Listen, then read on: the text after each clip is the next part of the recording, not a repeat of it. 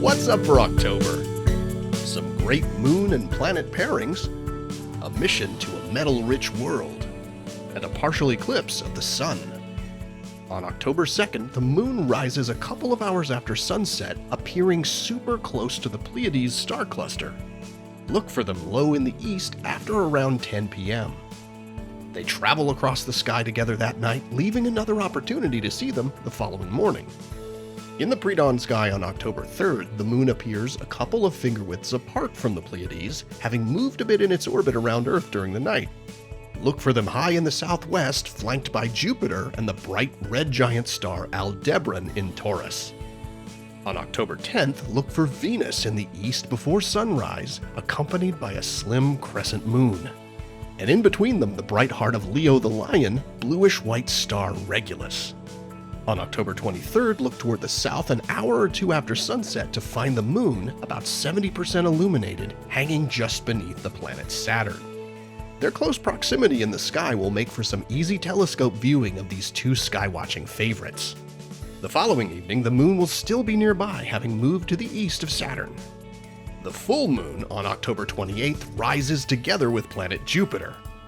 These are two of the brightest objects in the sky, and seeing them so close should make for quite an impressive sight.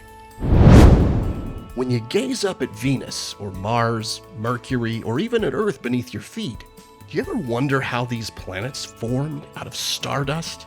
That's how planetary scientists think too. And this month, NASA's launching a spacecraft to seek insights into how the terrestrial planets developed. NASA's Psyche spacecraft is planned to launch in October on its multi-year journey to an asteroid of the same name. It's the first mission to a metal-rich asteroid, which could be part of the interior of a planetesimal, a building block of a rocky planet.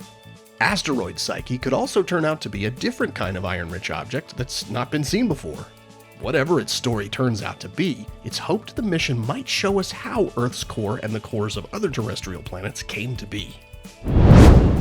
On October 14th, skywatchers in the Americas will have an opportunity to see a special type of solar eclipse called an annular eclipse. Along a path about 125 miles wide, the sun will appear as a narrow ring of light, which is often called a ring of fire.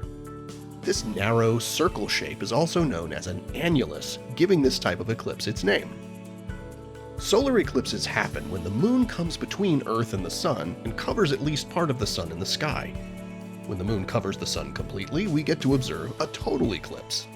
But sometimes the moon is a bit farther away in its orbit when an eclipse happens, making it look a little smaller in the sky and just a bit too small to completely cover the sun. When that happens, it enables us to see an annular eclipse.